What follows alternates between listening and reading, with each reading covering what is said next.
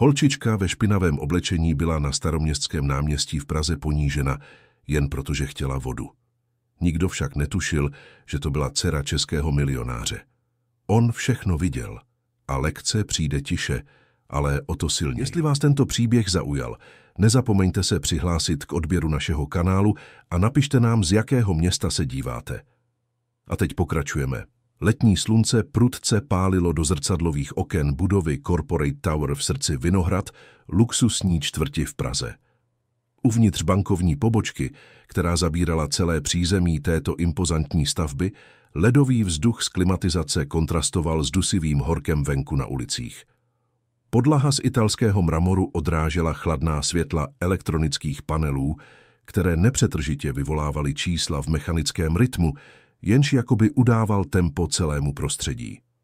Bylo obyčejné úterý, jedno z těch, kdy rutina pohlcuje jakoukoliv možnost překvapení. Za hlavní přepážkou si dvě pracovnice dělily pozornost mezi obrazovky počítačů a mobilní telefony, které vytrvale vibrovaly s novými oznámeními. Jessica, ta mladší, s nehty dokonale nalakovanými šarlatově rudou barvou, se chichotala, když kolegyni ukazovala video jedné influencerky, jak mluví o večírku z minulého víkendu. Veronika, o něco starší, ale stejně tak nezaujatá mírným ruchem v pobočce, komentovala šaty, které si koupila v drahém butiku v okolí. Obě tvořili dvojici, kterou v pobočce všichni znali. Byli efektivní, když chtěli, zvláště když měl klient významné příjmení nebo operoval s částkami, ze kterých se jim rozzářily oči. Pro ostatní, ty, kteří přicházeli v jednoduchém oblečení, zdiděcká, pomačkanými dokumenty v rukou a s otazníky v očích, byl přístup jiný, chladnější, spěšnější. Někdy prostě žádný, odložený na později, vždy na později. Robert Kovařík, ředitel pobočky, měl 42 let a kariéru postavenou na číslech, cílech a bezchybných zprávách. Vysoký, s vlasy vždy zčesanými dozadu gelem, v dobře padnoucích oblecích a s italskou koženou aktovkou vždy pod paží, procházel prostorem pobočky jako někdo, kdo se pohybuje po svém vlastním území. Pro Roberta byl každý klient číslo, každý účet potenciál, každá interakce příležitost k prodeji nebo překážka pro jeho měsíční cíle. Naučil se to brzy, už v prvních letech své kariéry, že banky nejsou místem pro sentiment, jsou to firmy, biznis, a biznis se dělá s těmi, kdo mají peníze na pohyb, investice, násobení. Ostatní, ti, kteří přišli založit jednoduchý účet, řešit problémy s kartou, platit opožděné složenky, byli obslouženi, protože to bylo nutné, protože to bylo součástí protokolu, ale nikdy se stejným nadšením, nikdy se stejnou pozorností, věnovanou speciálním klientům. Robert vše pozoroval ze své prosklené kanceláře, odkud mohl vidět veškerý ruch v hlavní hale, aniž by se musel přímo zapojovat. Měl rád tuto pozici, měl rád být nad věcí, kontrolovat, aniž by se ušpinil detaily každodenního života. Když bylo třeba, vyšel ven, aby si potřásl rukou s nějakým důležitým podnikatelem, aby uzavřel velký obchod, aby ukázal, že je tam, přítomný, pozorný.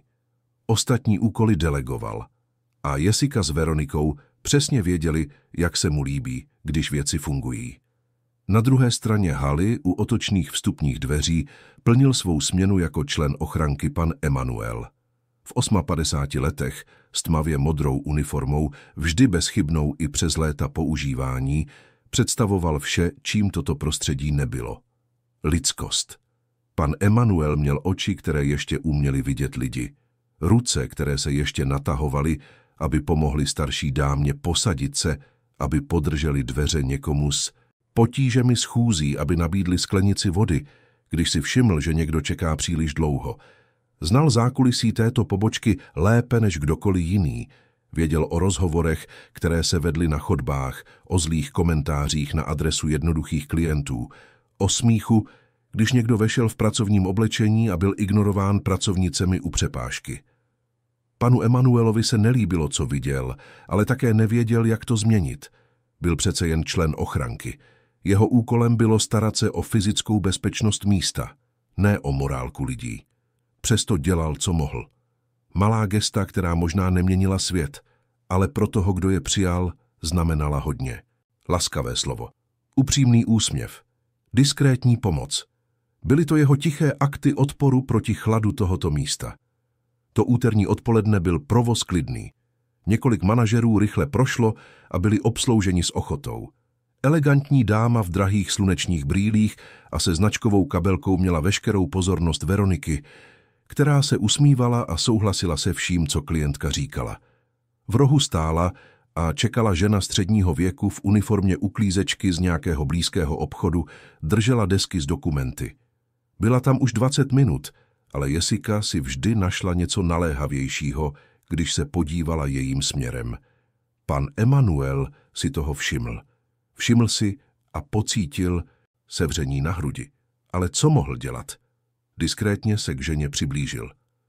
Potřebujete s něčím pomoci, paní? Zeptal se tiše. Žena se vděčně usmála za pozornost. Jen čekám, až mě obslouží. Potřebuji vyřešit problém s kartou, ale zdá se, že mě tu nikdo nevidí. Pan Emanuel se podíval na pracovnice, které se teď, když důležitá klientka odešla, zabývaly svými mobily. Pocítil hněv, ale spolkl ho. Nechte mě, podívám se, co můžu udělat, řekl a šel k přepážce. Jessico, ta paní tam čeká už dlouho, řekl diskrétně. Jessica zvedla oči od mobilu, podívala se na ženu a vrátila se k obrazovce. Musí si vzít lístek s číslem, pane Emanueli, nemůžeme obsluhovat každého mimo pořadí. Vzala si lístek, už 3 lidé šli před ní. Jessica pokrčila rameny. Máme spoustu nahromaděné práce, až bude čas, zavoláme ji. Pan Emanuel si povzdechl, vrátil se k ženě a z rozpaky jí požádal o trochu více trpělivosti. Bylo to vše, co mohl udělat. Mezitím na druhé straně města, v méně privilegované oblasti jižního města, navštívili dárci a podporovatelé sociální projekt nazvaný Solidární ruce.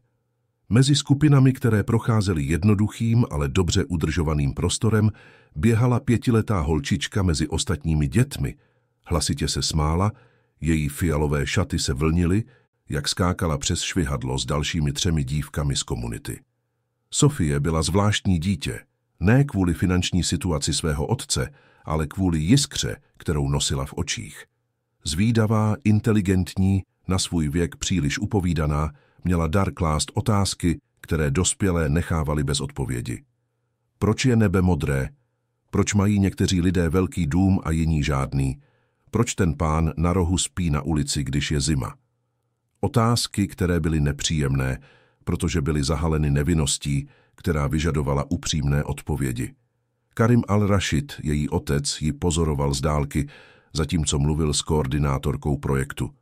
Vysoký, snědé pleti a s hlubokýma očima, Karim měl přítomnost, která přitahovala pozornost, i když se snažil být nenápadný. V 38 letech nesl příběh, který znal málo kdo.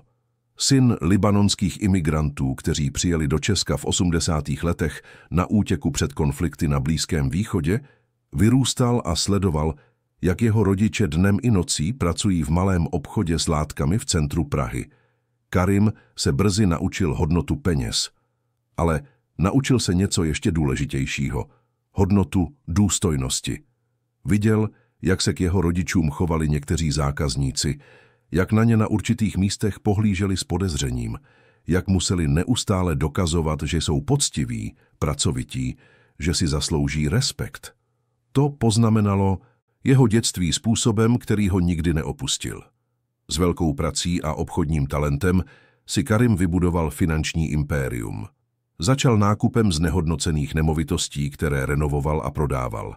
Poté investoval do menších firem, uzavíral strategická partnerství a když mu bylo pouhých 30 let, podařilo se mu koupit majoritní podíl v síti bankovních poboček, která byla v potížích. Během 8 let přeměnil tuto síť na jednu z nejstabilnějších a nejziskovějších v zemi. Ale peníze nikdy nezměnily jeho podstatu. Karim byl stále znepokojen nespravedlností. Diskrétně podporoval sociální projekty, bez velkého humbuku, bez hledání pozornosti médií.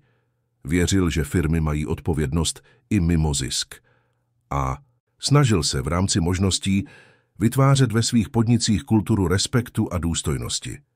Karimův osobní život však měl své jizvy. Sofie byla plodem vztahu, který nevyšel.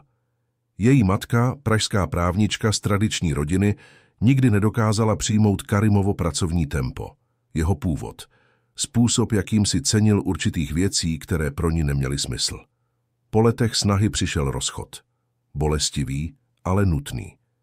Péče o Sofii byla rozdělena, ale v praxi trávila dívka více času s otcem, protože matka se přestěhovala do zahraničí, aby přijala důležitou pozici v nadnárodní společnosti.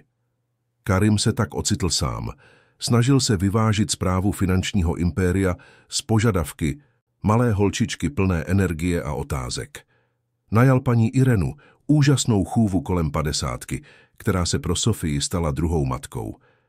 Ale Karim si zakládal na tom, aby byl přítomen, kdykoliv to bylo možné. Vodil dceru do školy, večeřel s ní každou noc, kdy mohl, četl jí pohádky před spaním. A hlavně se jí snažil učit empatii, vidět lidi za jejich zevnějškem, používat případné privilegium k tomu, aby něco změnila ve světě. Proto, kdykoliv to bylo možné, bral Sofii na návštěvy sociálních projektů, které podporoval. Chtěl, aby pochopila, že ne každý má to, co má ona, že je třeba vděčnosti, pokory a závazku vůči těm, kdo to potřebují. Ten den se Sofie vrhla tělem i duší do her, spadla na hliněnou zem, umazala si ruce od bláta, když pomáhala chlapci zvednout draka. Spotila se, běhala, rozcuchala si kudrnaté vlasy, které jí paní Iréna ráno s takovou péčí učesala. Fialové šaty měly skvrny od hlíny, nohy byly špinavé, tvář zrudlá od běhání na slunci. Když přišel čas jít domů, paní Iréna se snažila dát holčičku do pořádku, ale Sofie byla příliš unavená, aby stála v klidu. Už v autě na cestě domů Sofie usnula na zadním sedadle. Karim se podíval do zpětného zrcátka, viděl dceru spát s pootevřenými ústy, pramen vlasů přilepený na spocené tváři a usmál se. To byla jeho malá, autentická, svobodná, šťastná. Domluvili se, že se rychle zastaví v hlavní pobočce na Vinohradech, aby si Karim vyzvedl nějaké důležité dokumenty, které bude potřebovat na schůzku následující den. Paní Irena zůstane v autě se spící Sofií, bude to rychlé, ale doprava byla hustší, než očekávali, a když dorazili, bylo už po 3. hodině. Slunce dál pálilo do pražských ulic. Sofie se probudila, když auto zaparkovalo. Zmateně se rozhlédla, ještě omámená spánkem. Kde jsme, tati? V bance, lásko. Tatínek si jen vezme nějaké papíry a pojedeme domů, dobře? Mám žízeň, postěžovala si holčička a přejela si jazykem po suchých rtech. Až přijedeme domů, dáš si studený džus, může být? Odpověděl Karim a už otvíral dveře. Paní Irena si prohlížela mobil a odpovídala na zprávy od své dcery. Sofie, neklidná a opravdu žíznivá potom, co tolik běhala v nejteplejší části dne, se podívala z okna. Viděla obrovskou skleněnou budovu, otočné dveře a vzpomněla si, že už tam s otcem byla. Věděla, že uvnitř je voda. Bylo tam to pítko, které jí vždycky připadalo zajímavé, s těmi bublinkami vody, které stoupaly vzhůru. V impulzu unaveného a žíznivého dítěte Sofie otevřela dveře auta, než si toho paní Irena všimla. Chůva, rozptýlená mobilem, si toho všimla až po několika sekundách. Když se podívala na zadní sedadlo, holčička už přecházela chodník směrem k otočným dveřím. Sofie, vykřikla paní Irena, ale holčička už byla uvnitř.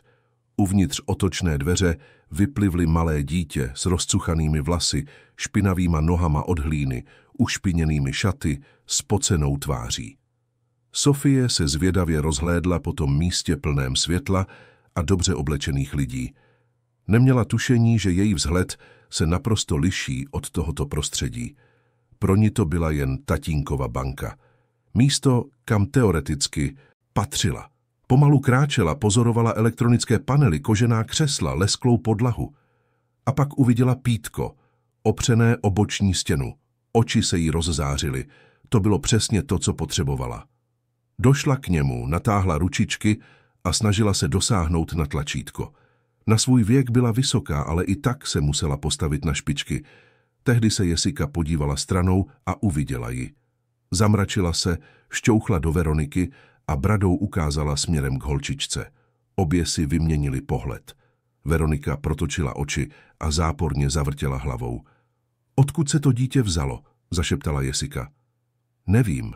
Asi přišlo z ulice. Podívej se na její oblečení, odpověděla. Veronika s odporem v hlase. Sofie se podařilo stisknout tlačítko a voda začala tryskat. Sklonila obličej, snažila se napít, ale tlak byl silný a zmáčel jí tvář. Zasmála se, přišlo jí to vtipné. Hej, prořízl vzduch Jesičin hlas, hlasitý a hrubý. Holčička se lekla, zvedla obličej, ze kterého kapala voda. Na to nesmíš sahat, neslyšelas. Sofie se od pítka vzdálila, zmatená. Proč nemohla pít vodu? Vždycky pila vodu, když měla žízeň. Tatínek vždycky říkal, že je důležité pít vodu. Snažila se to vysvětlit tenkým a ještě trochu roztřeseným hlasem od spánku a únavy. Já jsem se jen chtěla napít. Mám žízeň. Veronika se přiblížila, prohlížela si holčičku od hlavy k patě s výrazem, který mísil pohrdání a netrpělivost.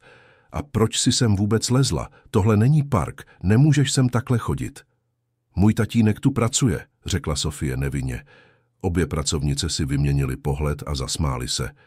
Suchý, sarkastický smích, který Sofii sevřel srdce, aniž by pořádně chápala proč. Aha, tvůj tatínek tu pracuje?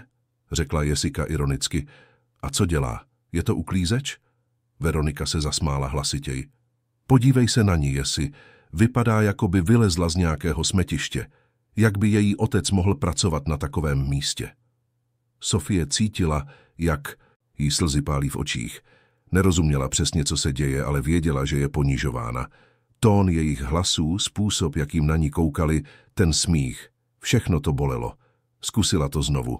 Je to pravda, můj táta je majitel, pracuje tam nahoře. To už bylo na Jessiku moc a vybuchla smíchy. Jasně, holčičko, a já jsem česká královna. Teď přestaň vymýšlet pohádky a vypadni odsud, než někoho zavolám, aby tě vyhodil. Několik klientů se začalo dívat na scénu.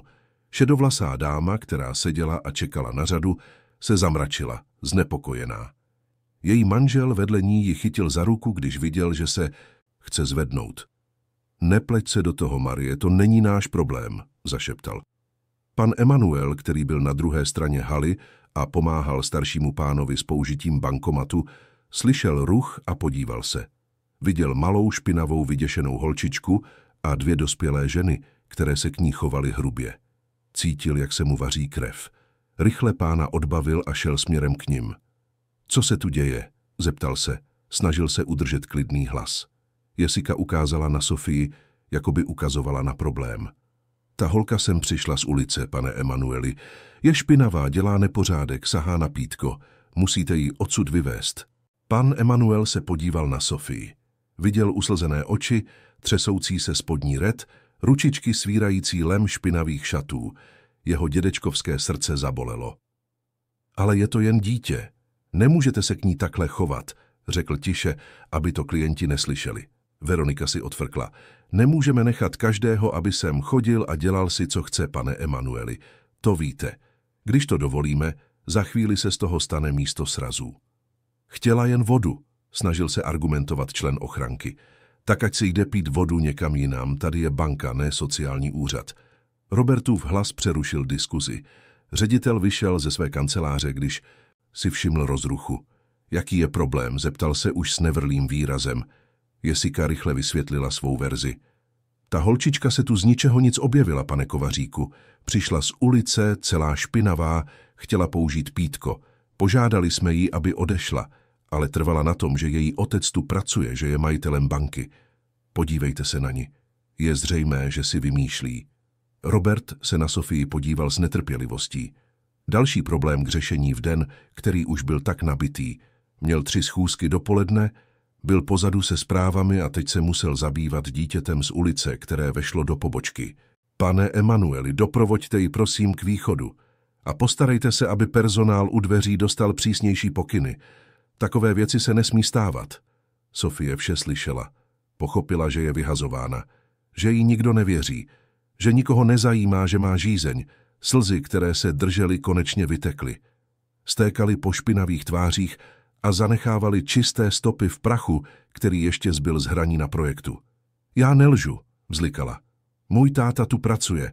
Chtěla jsem jen vodu. Veronika ztratila trpělivost.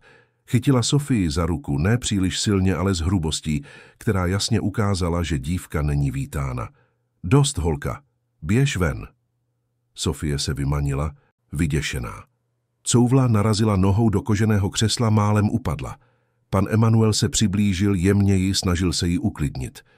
Pojď, holčičko, pojď se mnou, dám ti sklenici vody a uvidíme, odkud si přišla, dobře? Holčička nechtěla odejít, chtěla počkat na tátu.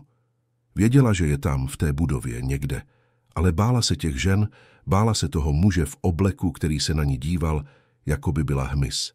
Začala plakat hlasitěji.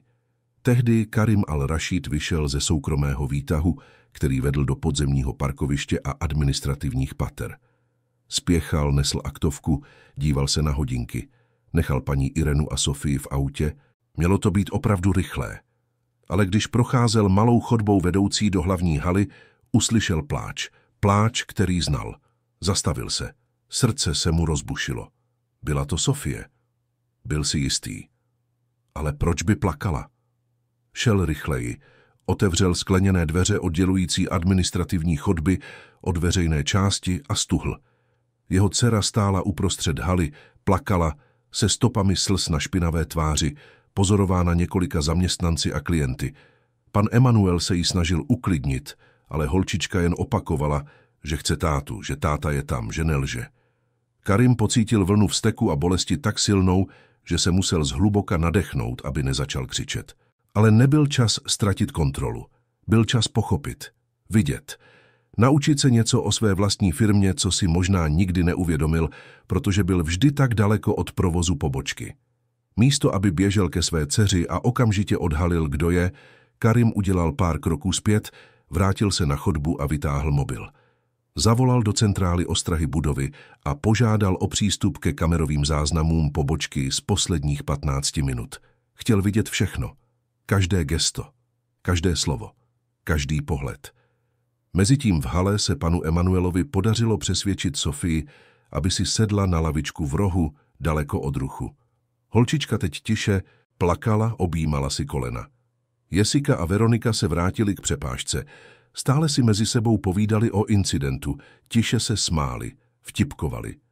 Robert se vrátil do své kanceláře, ulevilo se mu, že problém delegoval.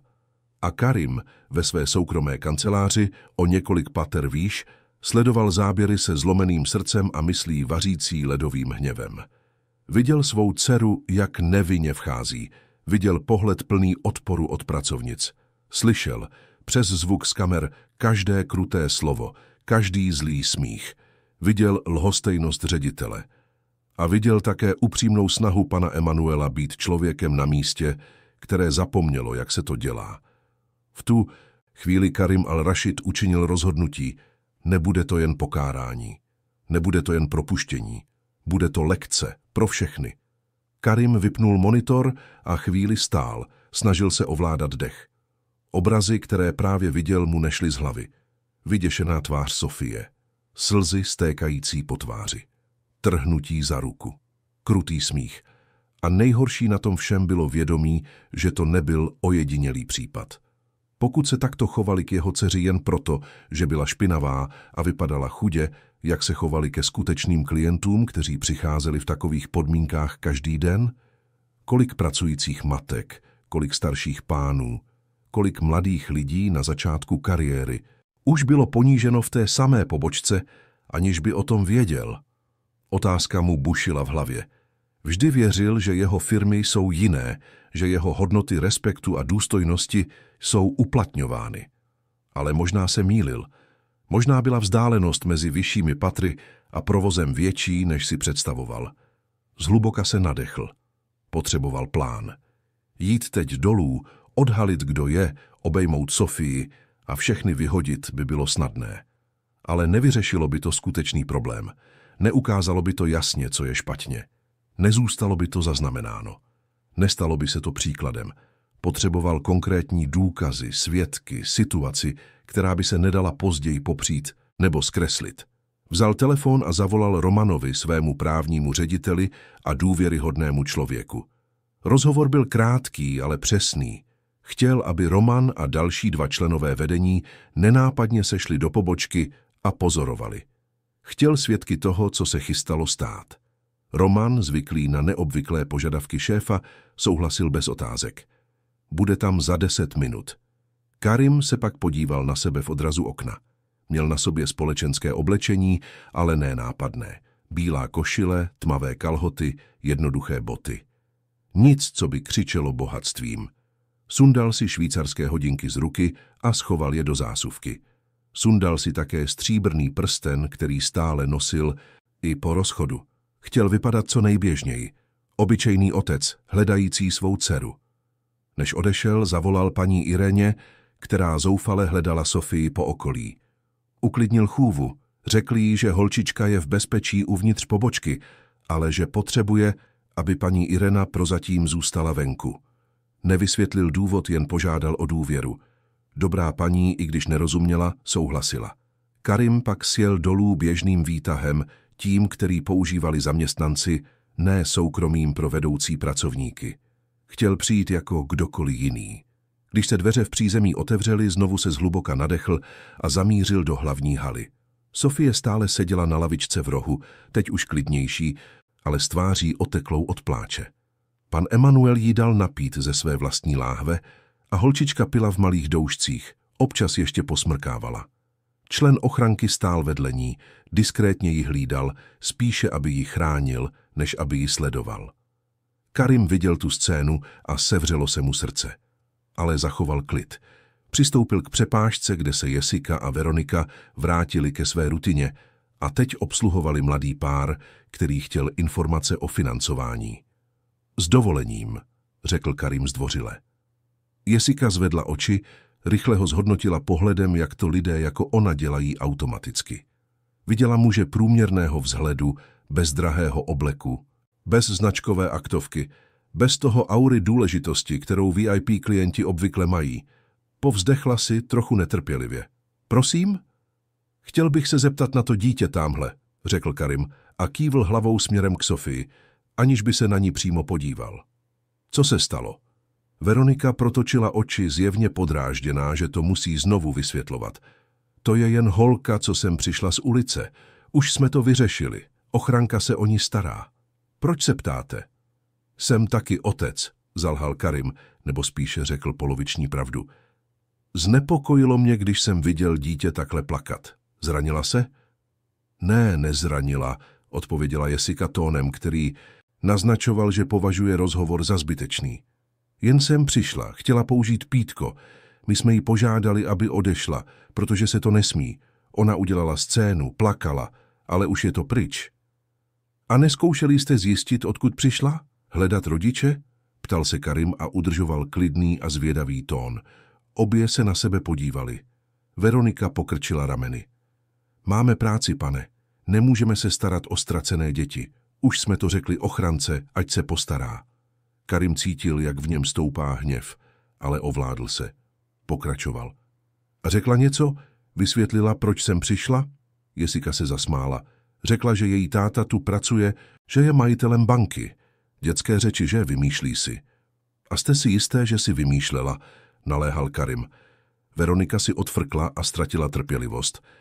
Pane, podívejte se na to dítě. Podívejte se, jak vypadá.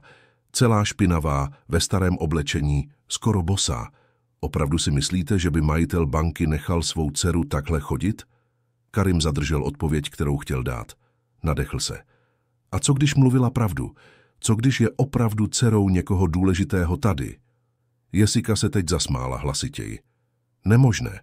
Známe rodiny šéfů. Žádný z nich nemá malou dceru. A i kdyby měl, určitě by nevypadala jako holka z ulice. To byla poslední kapka. Karim cítil, že viděl a slyšel dost. Roman a ředitelé už byli na místě v hale, diskrétně pozorovali vše. Kamery nahrávaly každou sekundu. Měl svědky. Bylo na čase.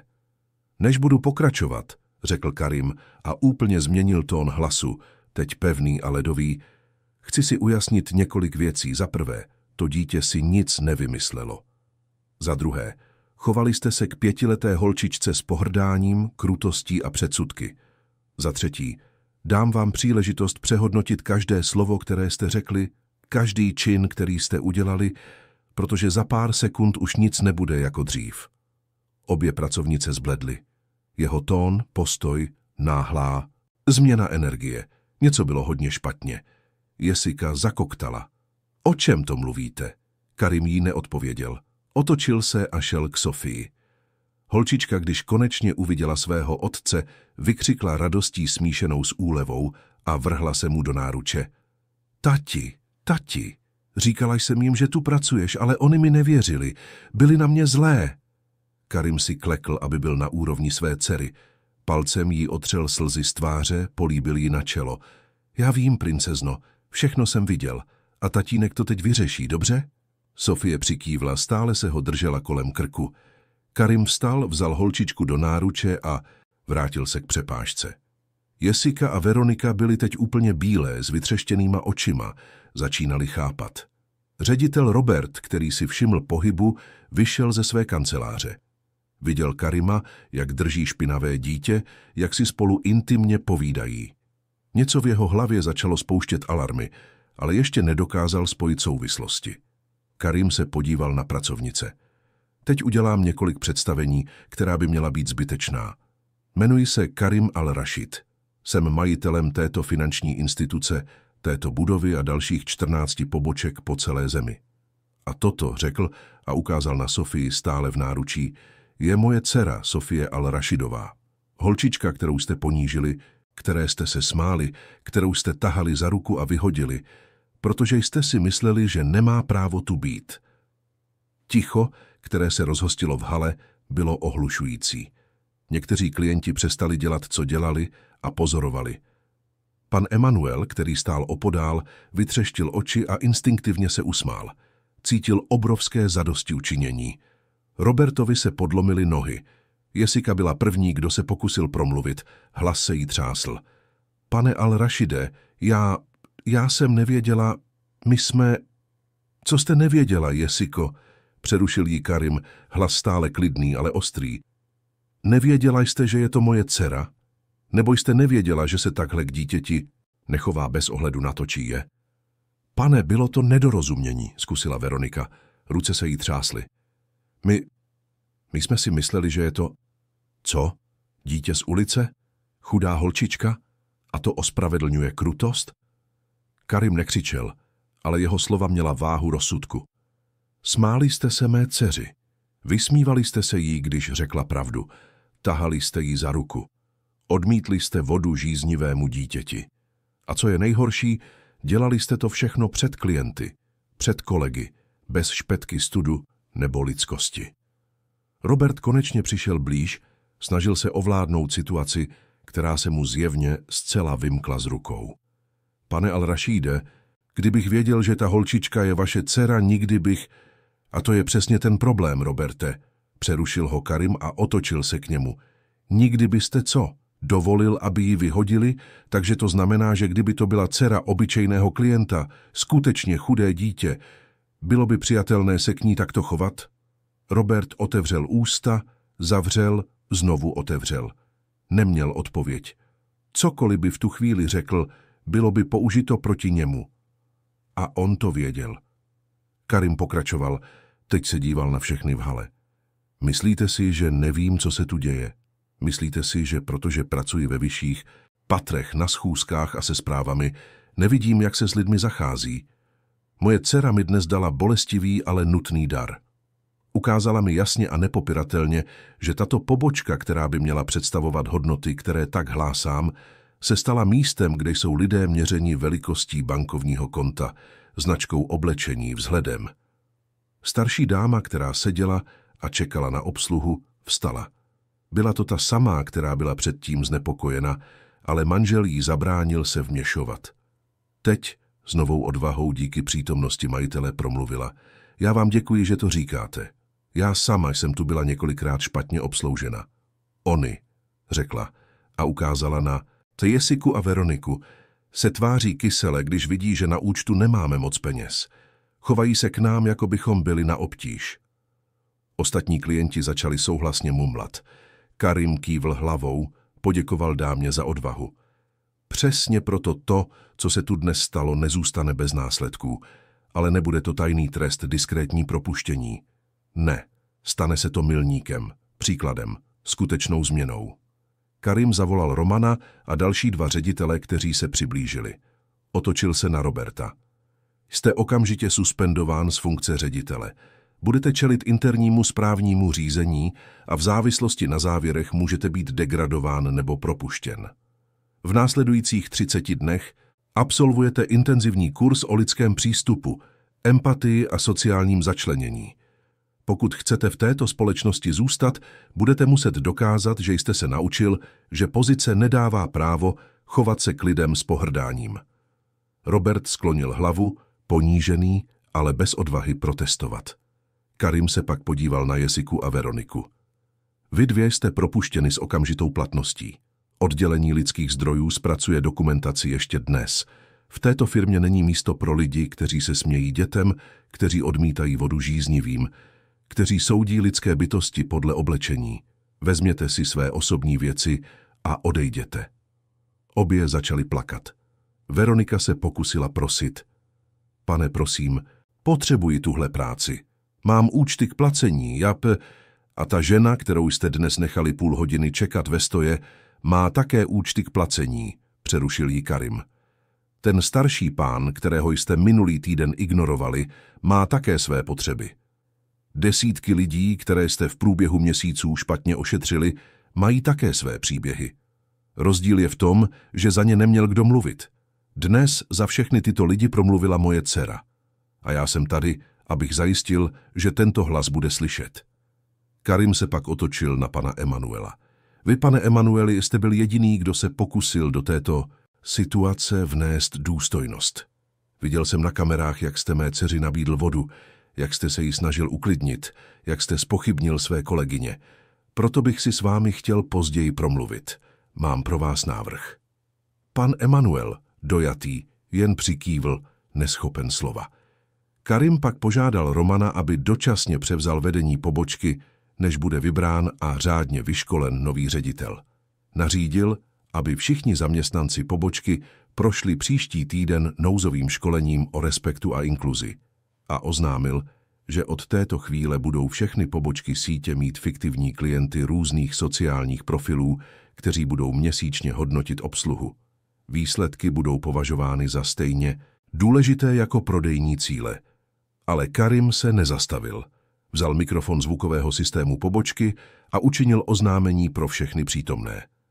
Chci se omluvit každému klientovi, který byl kdy špatně ošetřen v této pobočce nebo v jakékoliv jiné jednotce naší sítě. Omlouvám se, že jsem byl příliš daleko, abych si všiml, co se děje, ale zaručuji vám, že od dnešního dne se věci změní. Ne proto, že byla ponížena moje dcera, ale protože žádný člověk si nezaslouží být ponižován nikde. Chci, aby tato společnost byla místem, kde se s lidmi zachází jako s lidmi. Tečka. Bez rozdílu, bez předsudků, bez zbytečné zloby. Někteří klienti zatleskali. Starší dáma, která předtím promluvila, k němu přišla a pevně mu stiskla ruku. Ať vám Bůh žehná vám i vaší dceři. Svět to dnes potřeboval vidět. Karim stále se Sofii v náručí poděkoval, ale věděl, že to je jen začátek. Propuštění, školení, hezký projev nevyřeší tak hluboký kulturní problém. Bude to vyžadovat neustálou práci, ostražitost, skutečný závazek. Ale alespoň teď, poté, co viděl na vlastní oči, nebo spíše očima své dcery, jak se věci skutečně mají, už nemohl předstírat, že je vše v pořádku. Než opustil pobočku, Karim se zastavil před Jessikou a Veronikou, které si plačíc sbírali své věci. Podíval se na ně se směsicí lítosti a pevnosti. Doufám, že se z toho něco naučíte. Nejsem šťastný, že někoho propouštím, ale nemohu přijmout, aby se v mé firmě špatně zacházelo s lidmi. Možná je to ten impuls, který jste potřebovali, abyste přehodnotili, jak se chováte k ostatním. Možná si v příštím zaměstnání vzpomenete na toto dítě a dvakrát si rozmyslíte, než někoho odsoudíte podle vzhledu. Veronika mezi vzliky zamumlala omluvu. Jessica jen sklonila hlavu, neschopná se mu podívat do očí. Když Karim konečně vyšel z pobočky, se Sofií přitisknutou k jeho krku, venku stála paní Iréna, úzkostlivá. Chůva k nim přiběhla, objala Sofii, 1000krát se omluvila za nepozornost. Karim ji uklidnil. Nebyla to vaše chyba, paní Ireno. Sofie byla příliš chytrá a příliš rychlá a nakonec to možná bylo i dobře, že se to stalo. Otevřelo mi to oči pro věci, které jsem potřeboval vidět. Cestou domů byla Sofie podivně tichá. Karim, který řídil, se na ní díval přes zpětné zrcátko. Nakonec se holčička zeptala: Tati, proč na mě ty paní byly zlé? Udělala jsem něco špatně? Karim cítil, jak ho pálí oči. Zastavil auto na parkovišti, otočil se na zadní sedadlo a podíval se na dceru. Ne, lásko, neudělala jsi nic špatně. Oni se chovali špatně, protože tě soudili podle tvého vzhledu. Viděli, že jsi špinavá a unavená a mysleli si, že si proto nezasloužíš respekt, ale byli úplně vedle. Každý si zaslouží respekt. Nezáleží na tom, jak je oblečený, nezáleží na tom, jestli je bohatý nebo chudý. Každý člověk je důležitý. Sofie chvíli přemýšlela. Takže proto se smáli, když jsem řekla, že jsi můj táta? Protože si mysleli, že jsem lhářka? Ano, moje dcero. Nedokázali uvěřit, že holčička, která vypadala chudě, může být dcerou majitele banky. Ale to je hrozně hloupé, tati. Ty mě vždycky bereš na ty projekty a já si tam hraju se všemi a jsem špinavá. To nemění, kdo jsem uvnitř. Karim se usmál, směsicí hrdosti a smutku. Je ti teprve 5 let a chápeš věci, které mnoho dospělých nikdy nepochopí. Přesně tak, Sofie. Nezáleží na tom, jak vypadáš zvenku. Důležité je, kdo jsi uvnitř. A ty, moje malá, jsi úžasný člověk. Pokud byste byli na místě Jessiky a Veroniky, chovali byste se k neznámému dítěti s pohrdáním jen kvůli jeho vzhledu? Nebo byste nabídli pomoc? Řekněte nám v komentářích. Sofie objala otce. Líbil se mi pan Emanuel. Byl na mě hodný. Mně se taky líbil. A proto pro něj udělám něco speciálního. Nabídnu mu lepší příležitost ve firmě.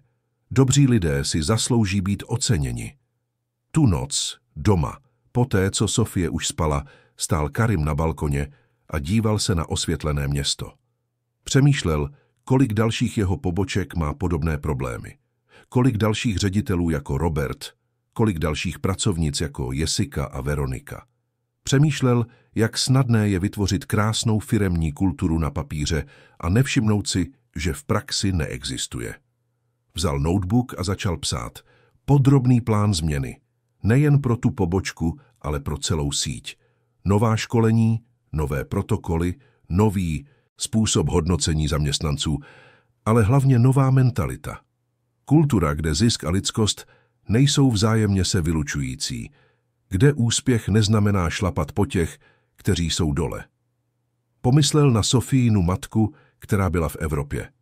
Řekne jí o tom, co se stalo. Část něj chtěla, druhá si myslela, že by to bylo zbytečné.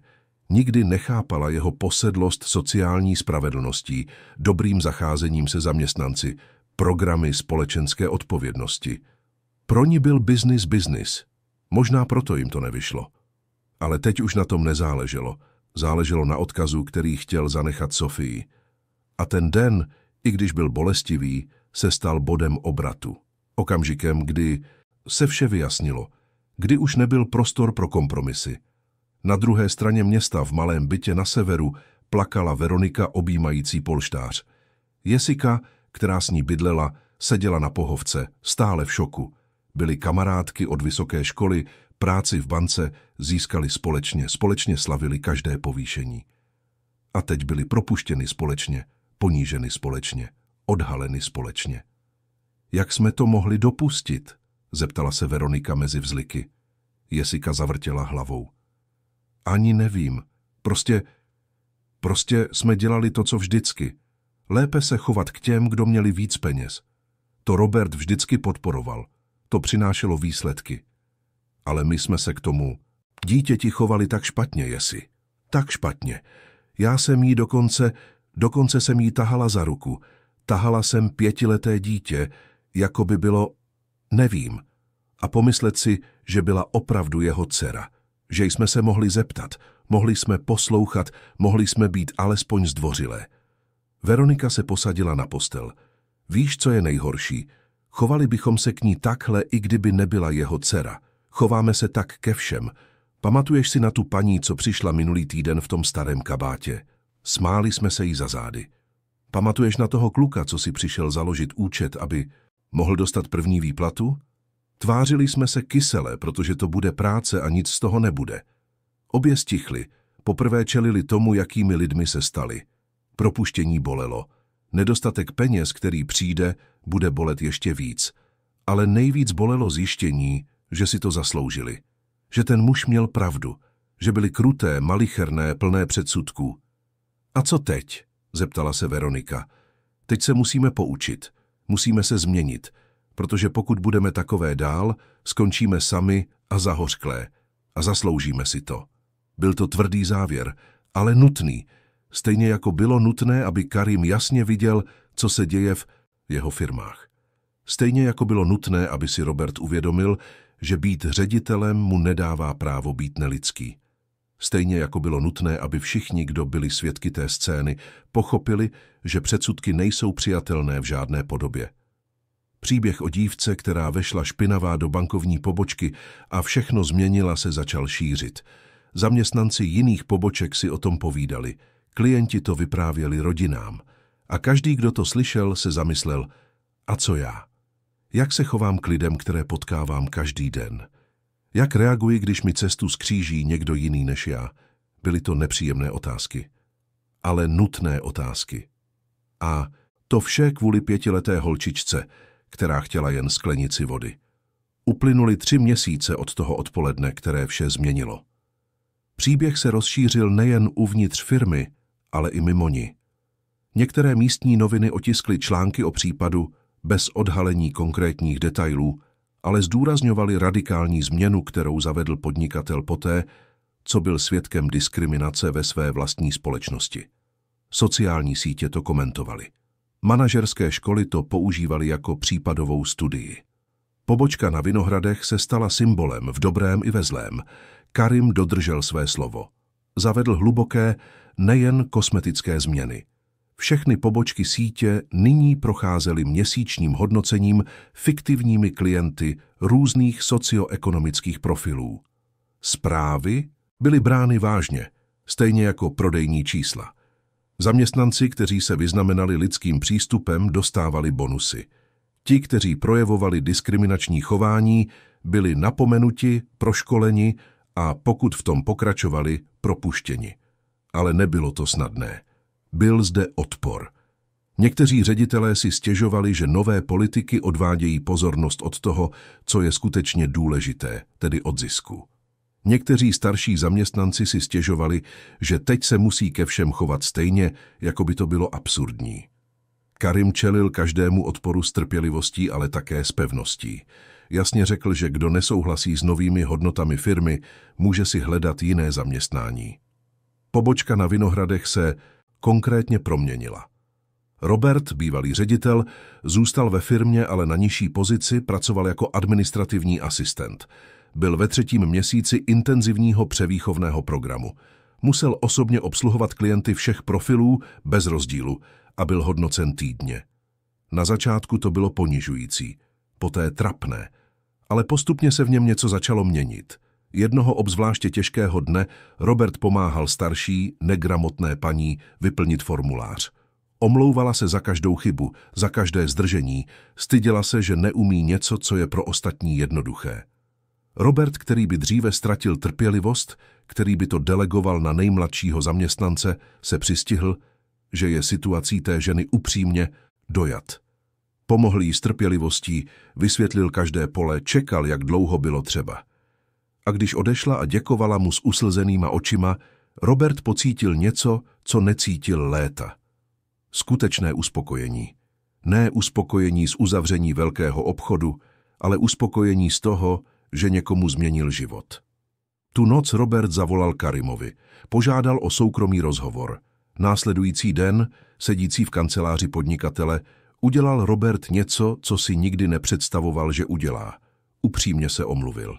Ne ty automatické omluvy, které dáváme, když jsme přistiženi při něčem špatném, ale upřímnou omluvu, zrozenou ze skutečné reflexe. Pane Al-Rašíde, 3 měsíce jsem věřil, že jste ke mně byl nespravedlivý, že jsem si trest nezasloužil, že jsem jen dělal svou práci, že problém byl přehnaný. Ale dnes jsem to pochopil. Nebyl to náhlý vhled, bylo to postupně, při obsluze lidí, které jsem dříve ignoroval. A uvědomil jsem si, že jsem během své kariéry ztratil něco zásadního. Schopnost vidět lidi jako lidi. Viděl jsem je jako čísla, jako příležitosti, jako překážky. A to mě změnilo v někoho, kým jsem nechtěl být. Karim tiše naslouchal. Když Robert skončil, zeptal se: a co teď? Co hodláte s tímto objevem dělat? Chci tu zůstat, pokud mi dáte šanci, ale ne na stejné pozici jako dříve. Chci pracovat na školení nových zaměstnanců. Chci učit to, co jsem se naučil nejhorším možným způsobem, chybováním a placením za to. Chci zajistit, aby se žádný ředitel této společnosti nestal tím, čím jsem byl já. Karim se usmál. Byla to přesně ta transformace, kterou doufal vidět. Nejen trest, ale vykoupení. Nejen strach z následků, ale skutečná změna charakteru. Souhlasil s Robertovým návrhem. Stane se koordinátorem pro lidský přístup, pozice vytvořená speciálně pro něj. Mezitím pan Emanuel také obdržel svou odměnu za projevenou lidskost. Karim ho povýšil na novou pozici. Supervizor klientské zkušenosti. Pan Emanuel nyní navštěvoval všechny pobočky, pozoroval obsluhu, mluvil se zaměstnanci a klienty a podával zprávy přímo Karimovi o atmosféře v každé jednotce. Vydělával 3krát více než jako člen ochranky, měl firemní auto a hlavně měl hlas. Jeho postřehy byly brány v úvahu při důležitých rozhodnutích. Jednoho dne, během jedné z jeho supervizních návštěv, byl pan Emanuel svědkem scény v pobočce na Jižním Městě. Mladý muž v jednoduchém oblečení doručovatele vešel s termotaškou a ptal se na otevření účtu pro příjem plateb.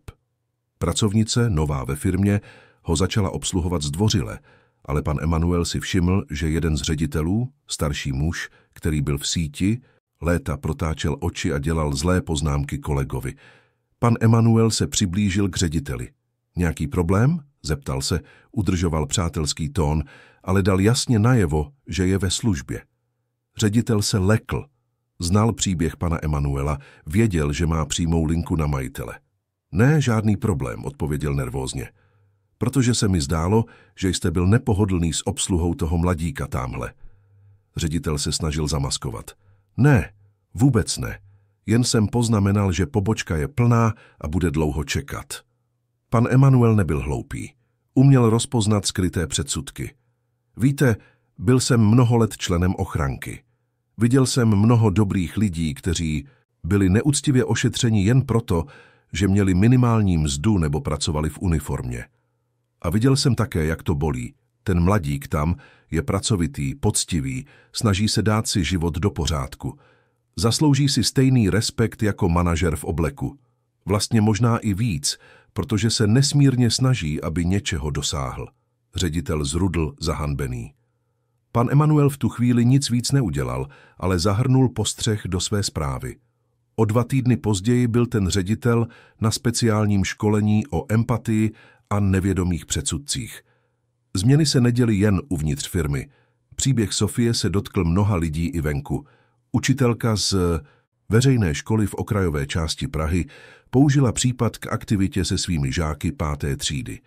Požádala je, aby napsali o tom, kdy byli souzeni podle vzhledu nebo sociálního postavení.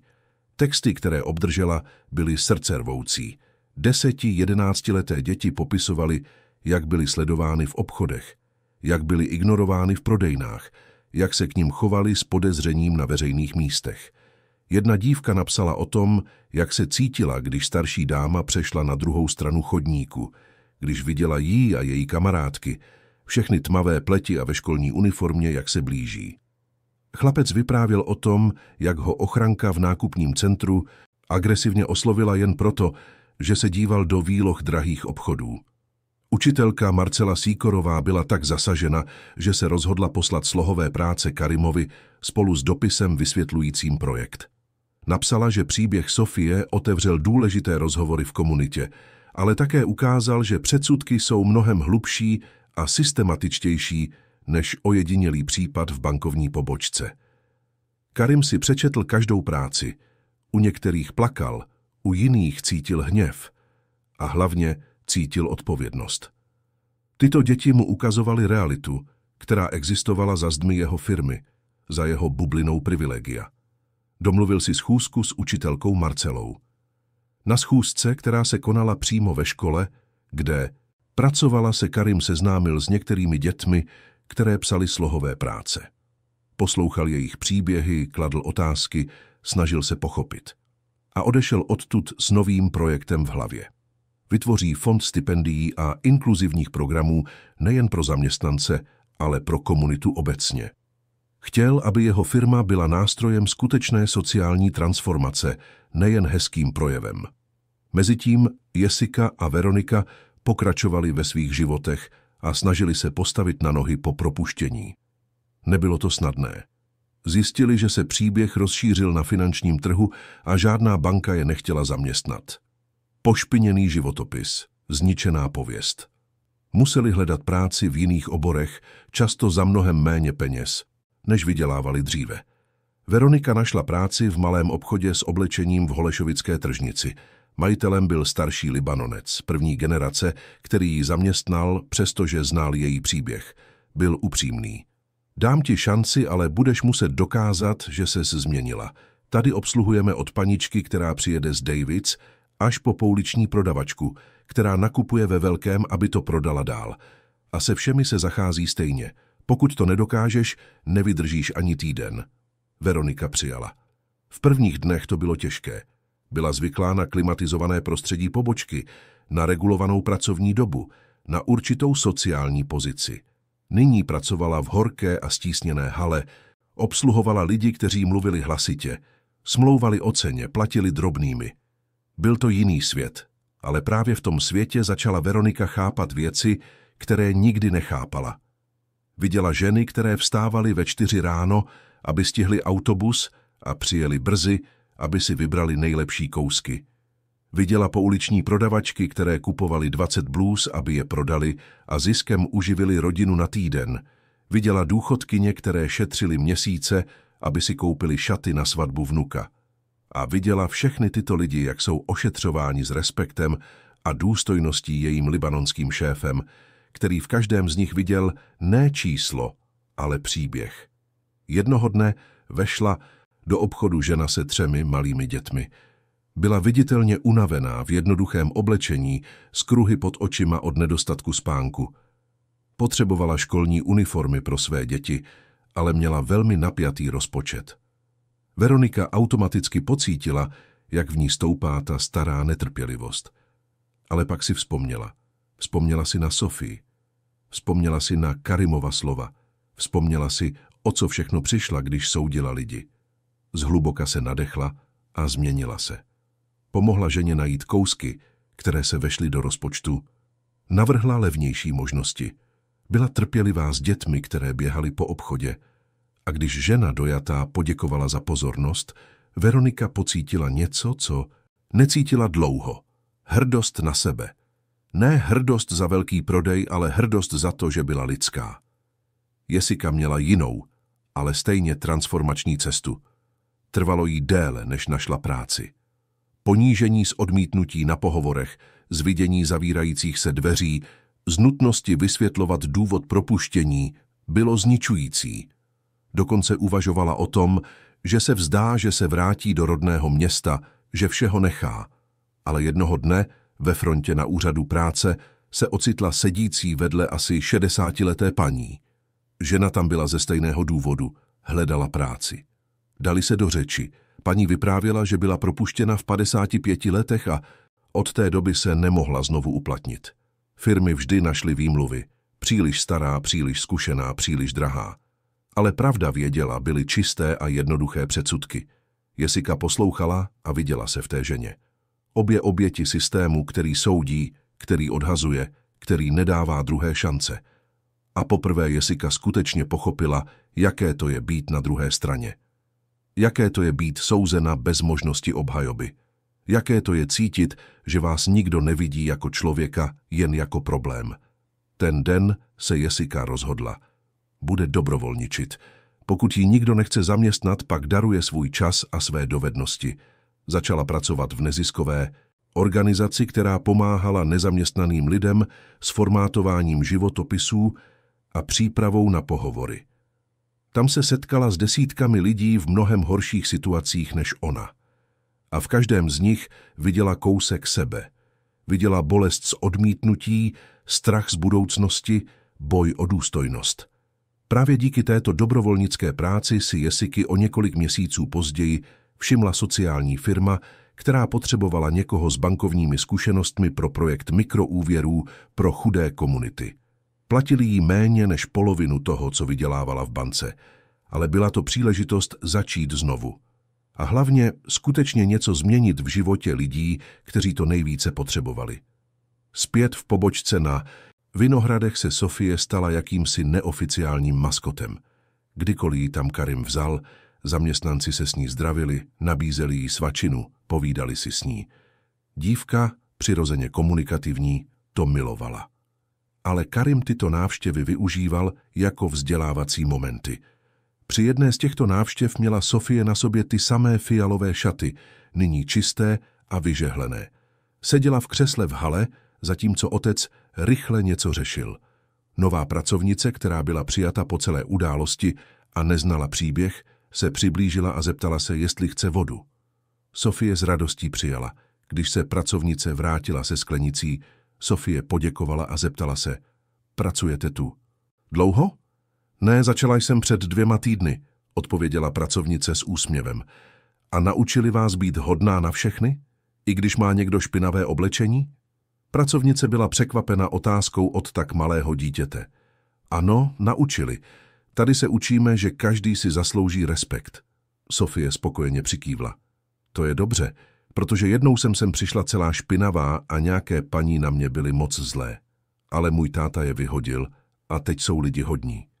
Pracovnice vytřeštila oči a spojila si souvislosti. Ty jsi Sofie, dcera majitele? I jsem, řekla holčička hrdě.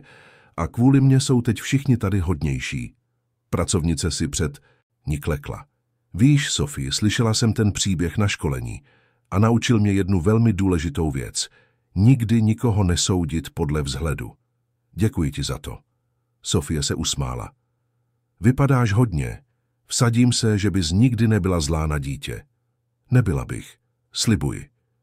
Když se Karim vrátil a viděl tu scénu, srdce se mu naplnilo. To bylo přesně to, co chtěl.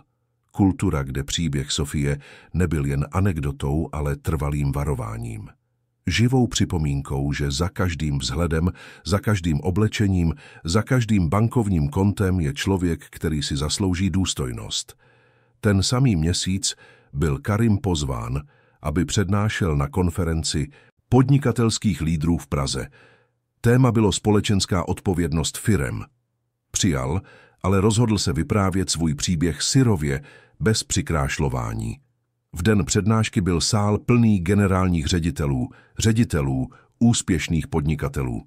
Karim vystoupil na pódium, odmítl použít slajdy nebo propracované prezentace. Jen požádal o mikrofon a začal mluvit. Vyprávěl o Sofii, jak vešla do pobočky. O ponížení, které zažila. O tom, jak vše sledoval na kamerách. O hněvu, bolesti, studu, když si uvědomil, že jeho vlastní firma, na kterou byl tak hrdý, je jevištěm každodenní krutosti. Vyprávěl o propouštění, o změnách, o odporu, kterému čelil. A hlavně o tom, co se naučil. Ticho v sále bylo absolutní. Někteří podnikatelé se nepohodlně vrtěli na židlích, poznávali podobné situace ve svých vlastních firmách. Jiní si horečně dělali poznámky. Někteří měli uslzené oči. Když skončil, Karim položil výzvu. Kolik z vás se někdy v přestrojení vydalo do svých vlastních firem, aby viděli, jak zaměstnanci zacházejí s veřejností? Kolik z vás se pokusilo využít své vlastní služby jako obyčejný zákazník? Kolik z vás skutečně ví, co se děje v provozu na frontové linii daleko od krásných zpráv a upravených čísel? Zvedlo se jen pár rukou. Karim pokračoval. Tak vás vyzývám, abyste si tento cvik udělali. Ne proto, že zjistíte, že máte dceru, se kterou se špatně zachází, ale protože zjistíte, jaké vaše firmy skutečně jsou. A pokud najdete to, co jsem našel já, doufám, že budete mít odvahu to změnit. Protože nakonec nezáleží na tom, kolik peněz vyděláme, pokud k tomu musíme šlapat po důstojnosti někoho jiného, nestavíme nic, co by za to stálo. Přednáška vyvolala vášnivé debaty. Někteří podnikatelé argumentovali, že biznis je biznis, že být příliš hodný účty neplatí. Karim jim oponoval daty. Po změnách se spokojenost zákazníků zvýšila o 40%, míra loajality vzrostla a obrat se nejen udržel, ale zvýšil. Respektovat lidi nebyla filantropie, byl to také dobrý biznis. Ale kromě čísel Karim trval na lidském hledisku. Nejde jen o zisk. Jde o to, jakou společnost chceme budovat. Naše firmy formují kulturu. Pokud v nich normalizujeme předsudky, přispíváme ke krutějšímu světu. Pokud pěstujeme empatii, sázíme semínka skutečné změny. Po konferenci Karima oslovilo několik podnikatelů. Někteří žádali o konzultace. Jiní se chtěli lépe seznámit s tréninkovým programem, který zavedl. Někteří jen proto, aby mu poděkovali za odvahu veřejně odhalit tak velkou chybu. Jeden z nich, podnikatel z maloobchodu, se přiznal, že čelí podobným problémům a neví, jak je řešit. Karim strávil hodiny, rozhovory s každým z nich. Sdílel své chyby, své úspěchy, výzvy, kterým stále čelil. Nestavěl se do role experta, ale jako někdo, kdo se také učí, a nabídl upřímnou pomoc, bez finančního zájmu, jen s touhou vidět více firem přijímat lidské praktiky. Cestou domů tu noc Karim projížděl kolem pobočky na Vinohradech. Bylo téměř 10 večer, ale stále se svítilo. Zastavil, zvědavý. Vešel a našel pana Emanuela, jak dokončuje zprávu v malé kanceláři, kterou tam teď měl. Ještě pracujete, pane Emanueli? Zeptal se Karim. Starší muž zvedl oči, usmál se. A pane Karime, jen dokončuji nějaké zprávy. Víte jak, teď? Když mám tuhle zodpovědnost, nechci zklamat. Karim se posadil. Nikdy byste nesklamal. Byl jste jediný, kdo si zachoval lidskost, když ji všichni ztratili. To mi ten den dalo naději. Vidět, že tu stále jsou dobří lidé. Pan Emanuel byl dojatý. Víte, pane Karime, pracoval jsem více než 30 let jako člen ochranky. Viděl jsem mnoho špatných věcí, ale nikdy jsem neměl moc to změnit. Teď, v této nové funkci, pokaždé, když vidím, že se s někým v jedné z poboček dobře zachází, cítím, že jsem něco změnil. A to se nedá zaplatit. Přesně proto se změny vyplatí, pane Emanueli, protože se dotýkají skutečných životů. Sofie, aniž by to věděla, se dotkla vašeho života, mého života mnoha lidí. A vy svou tichou laskavostí po všechna ta léta jste se dotkl životů stovek lidí, kteří si možná ani nepamatují vaše jméno, ale pamatují si laskavost. Oba si povídali ještě hodinu, sdíleli příběhy, úvahy, naděje. Když Karim konečně odcházel, cítil něco vzácného. Klid. Klid z vědomí, že je na správné cestě, že změny stojí za to, že Sofie, i když to plně nechápala, byla agentem transformace. Doma našel holčičku ještě vzhůru, čekala, až přijde. Nemohla jsem spát, tati. Přemýšlela jsem o něčem. O čem, lásko? O těch paních, co na mě byly zlé. Myslíš, že se změnili? Že se poučili? Karim vzal dceru do náruče. Posadil se s ní na pohovku. Víš, Sofie, doufám, že ano. Ale nejdůležitější není, jestli se změnili oni, ale co jsme se z toho všeho naučili my. Naučili jsme se, že vzhled nikoho nedefinuje, že laskavost nic nestojí, že máme moc dělat lepší rozhodnutí a že když vidíme něco špatného, musíme mít odvahu to změnit. Sofie chvíli přemýšlela. Takže jsem pomohla změnit věci? I když jsem nechtěla. Pomohla jsi víc, než si dokážeš představit, moje malá, připomněla. Si mi, proč jsem to všechno začal? Proč je důležité, aby se s lidmi zacházelo dobře. A dala si mi odvahu udělat to, co bylo správné, i když to bylo těžké. Holčička se spokojeně usmála a konečně usnula v otcově náručí. Karim ji odnesl do pokoje, přikryl ji s láskou a díval se, jak spí. To malé dítě, které jednoho dne vešlo do pobočky jen proto, aby se napilo vody, změnilo nejen firmu, ale životy desítek lidí. A ani plně nechápalo velikost toho, co udělalo. Takové jsou velké transformace, pomyslel si Karim. Začínají malé, jednoduchými gesty, okamžiky pravdy, které už nelze ignorovat. A rostou, množí se, dotýkají se životů, mění kultury. Vše proto, že někdo měl odvahu nepřijmout nepřijatelné, nenormalizovat krutost, nepředstírat, že je vše v pořádku, když zjevně není. 6 měsíců po tom dni, který vše změnil, přišlo do Prahy jaro, přineslo s sebou květy na stromech a vzduch obnovy, který se zdál dokonale ladit s okamžikem, který síť Karimových poboček prožívala. Transformace nebyly snadné, ale byly nepopiratelné. Čísla dokazovala, že respekt a zisk se nevylučují. Průzkumy spokojenosti ukazovaly konzistentní zlepšení, ale především příběhy vyprávěné zaměstnanci a klienty ukazovaly, že se něco hlubokého změnilo. Bylo sobotní odpoledne, když Karim přijal nečekaný telefonát. Na druhém konci linky se ozval váhavý ženský hlas a žádal, aby s ním mohl mluvit. Byla to Veronika, bývalá pracovnice, která byla ten osudný den propuštěna. Karim cítil, jak mu buší srdce. Nevěděl, co očekávat. Souhlasil, že se s ní setká v kavárně poblíž jeho domu, v době, kdy tam nebude mnoho lidí. V domluvený den přišel Karim jako první. Objednal si kávu a čekal, nervózní. Když Veronika vešla, téměř ji nepoznal. Byla jiná. Nejen fyzicky, štíhlejší a s méně upraveným vzhledem než dříve, ale hlavně v očích. Byla v nich pokora, smutek, ale také odhodlání, které si nepamatoval, že by v ní viděl. Veronika se posadila, poděkovala mu, že přijal setkání a chvíli mlčela, jako by sbírala odvahu. Nakonec začala mluvit. Pane Al-Rašide, vím, že nemám právo tu být a o něco žádat. Vím, že jsem byla hrozná k vaší dceři, že všechno, co se mi stalo, bylo důsledkem mých vlastních činů, ale musela jsem sem přijít ze 2 důvodů. Za prvé, abych se upřímně omluvila.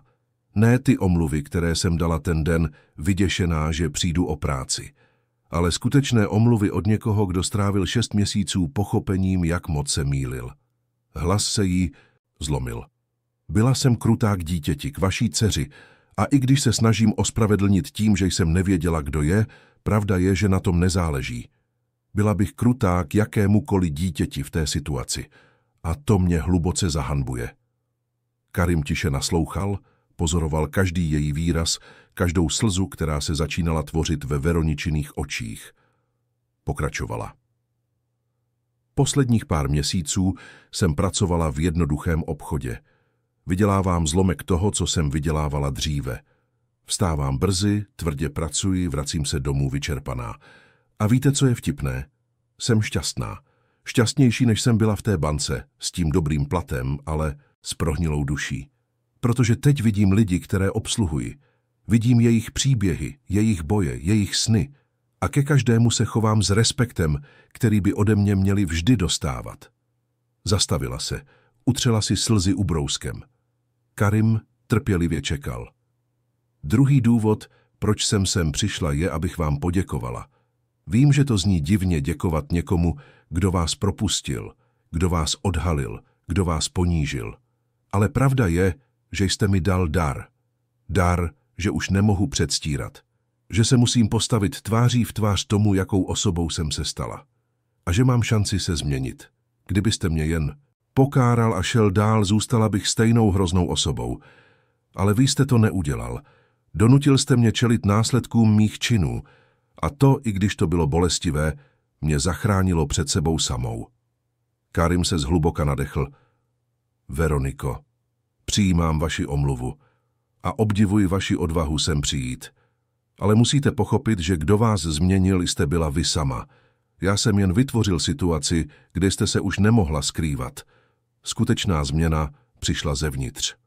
Já vím A proto bych chtěla o něco požádat, ne o práci. Vím, že si ji nezasloužím a že by to bylo nevhodné, ale chtěla bych vědět, jestli se mohu zúčastnit školení, které vaše firma nabízí. Zaplatit si to ze svého, ve svém volném čase. Protože se chci opravdu učit. Chci mít nástroje, abych se mohla dál zlepšovat. A chci v budoucnu moci sdílet svůj příběh s ostatními, kteří možná dělají stejné chyby jako já. Karim byl žádostí překvapen. Byla upřímná. Nebyly v ní žádné postranní úmysly, žádný pokus o manipulaci. Okamžitě souhlasil. Víc než to, řekl, že nebude muset platit, ale dal jednu podmínku.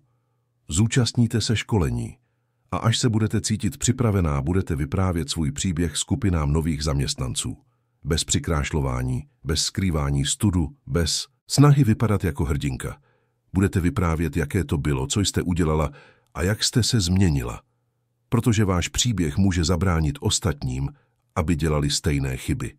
Veronika dojatě přijala. Než odešla, požádala ještě o jednu věc. Mohla bych se jednoho dne omluvit přímo Sofii? Ne teď, je příliš malá, ale až vyroste, až to bude moci pochopit. Chtěla bych, aby věděla, že ta zlá žena, která se k ní špatně chovala, se stala lepším člověkem díky ní. Karim se usmál. Až přijde správný čas, zařídím to setkání. Ale vězte, že Sofie vám svým způsobem už odpustila. Děti mají schopnost odpuštění, kterou jsme my dospělí ztratili. Jednoho dne se mě zeptala, jestli jste se změnila. A když jsem řekl, že doufám, že ano, odpověděla, že každý si zaslouží šanci být lepší. Je jí 5 let a už to chápe. Možná bychom se od ní měli učit. Veronika odešla z té kavárny jiná, než když přišla. Lehčí, nadějnější.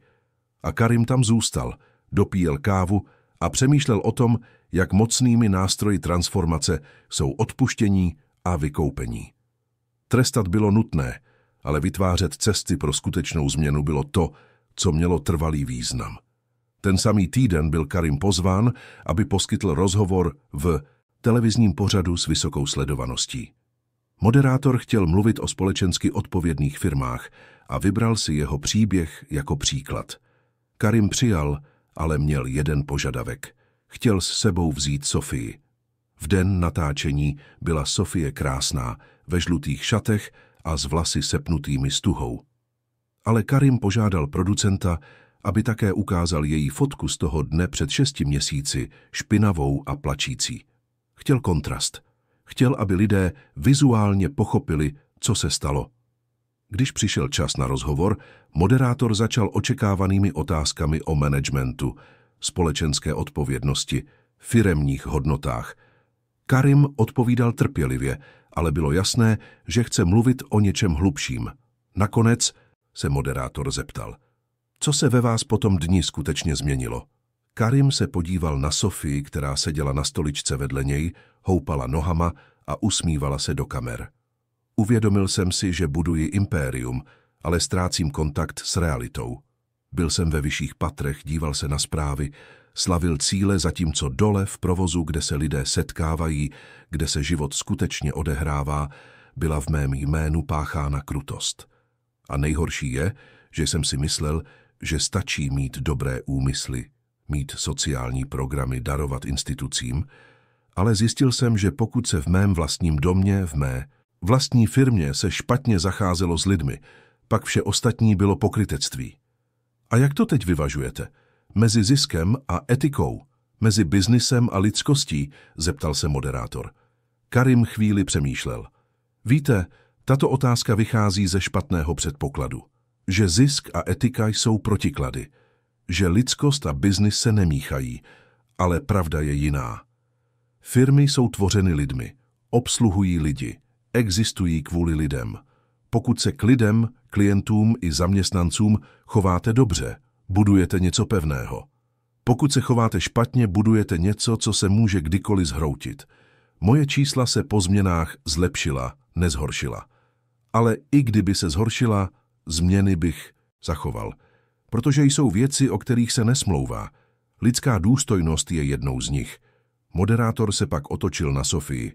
A ty, Sofie, co jsi se z toho všeho naučila? Holčička, S tou spontánností, kterou mají jen děti, odpověděla. Naučila jsem se, že nezáleží na tom, jak člověk vypadá zvenku. Může být špinavý, může mít staré oblečení, může být unavený. Uvnitř jsou všichni stejní. Všichni chtějí, aby se k nim chovalo dobře. A naučila jsem se taky, že když vidíme něco špatného, musíme to říct. I když máme strach, protože když to neřekneme, nic se nezmění. Studio na pár sekund stichlo. Poté spontánní potlesk.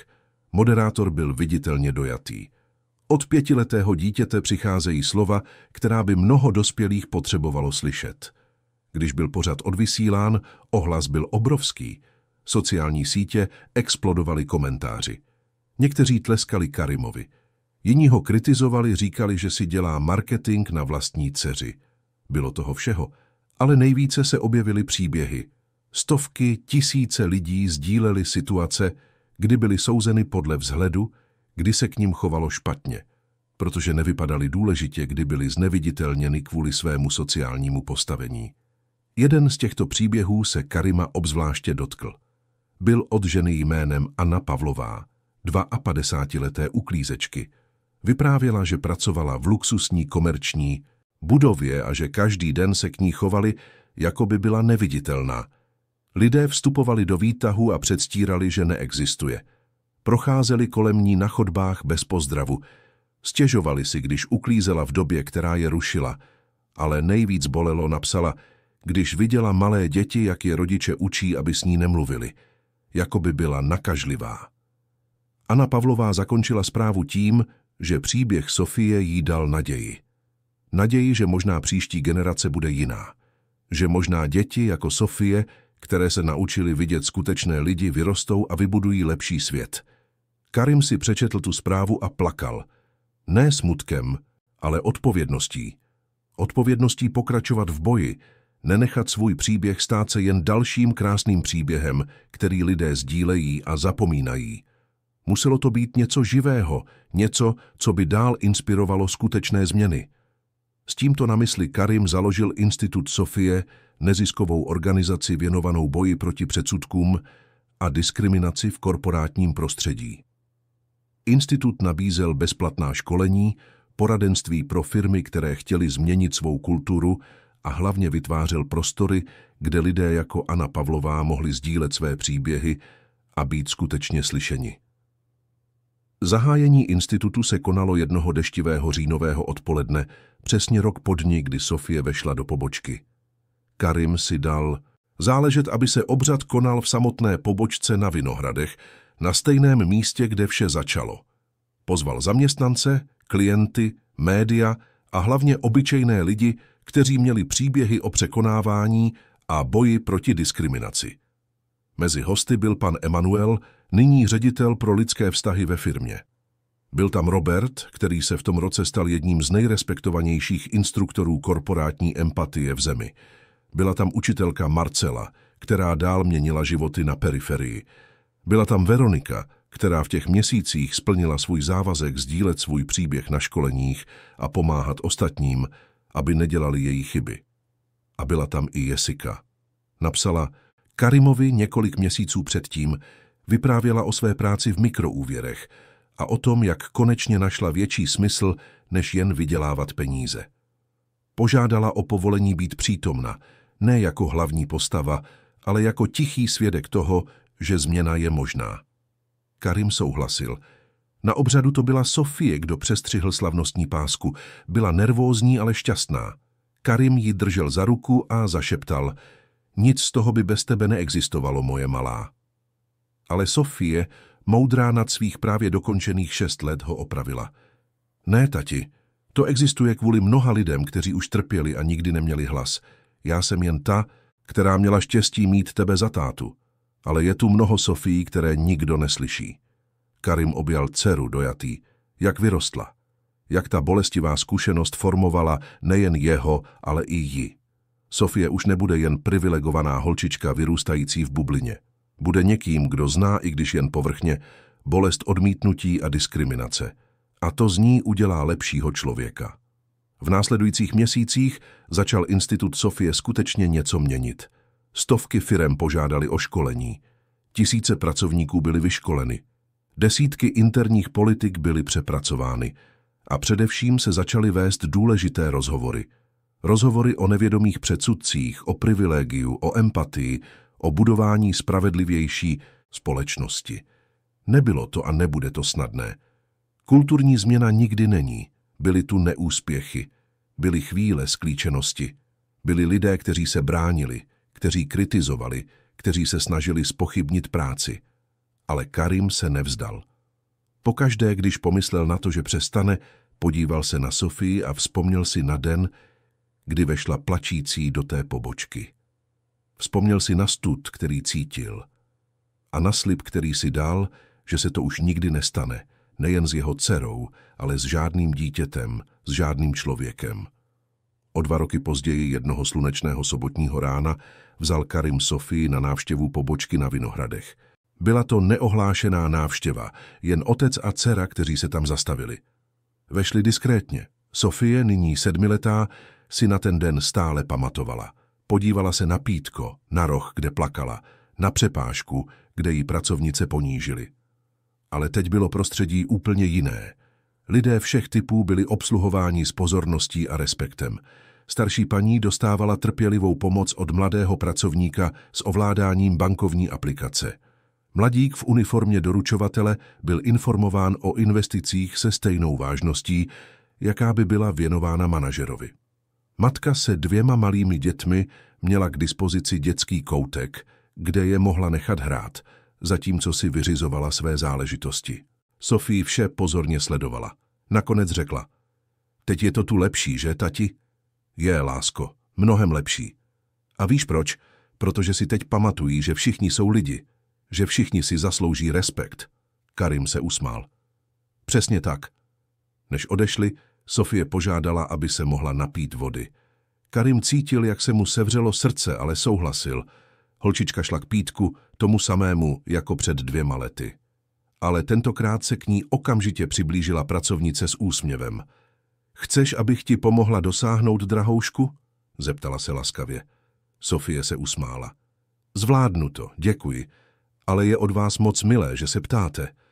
Pracovnice na ní mrkla a vrátila se k práci. Sofie se v klidu napila vody. Poté vzala otce za ruku a odešli. Venku, na sluncem zalitém chodníku, se Sofie zeptala: "Tati, myslíš, že si na ten špatný den budu pamatovat navždy?" Karim si před ní klekl. "Možná si ho budeš pamatovat, moje dcero. Ale doufám, že si ho budeš pamatovat ne jako trauma, ale jako okamžik, který naučil mnoho důležitých lidí lekce. Pomohla jsi změnit celý systém. Pomohla jsi lidem, které ani neznáš. A to je něco velkého, něco krásného." Sofie chvíli přemýšlela. "Takže to stálo za to, že jsem si tím prošla?" Karim objal dceru. "Přál bych si, abys nikdy netrpěla. Ale když už si trpěla, ano, to, co přišlo potom, stálo za to. Změny, poučení, životy, kterých se to dotklo, to všechno má smysl." Zatímco se vraceli k autu, Karim přemýšlel o posledních 2 letech. O tom, jak se jedno jednoduché odpoledne žíznivé dítě, okamžik odhalené krutosti, proměnili v něco mnohem většího. V hnutí změny, které stále rostlo.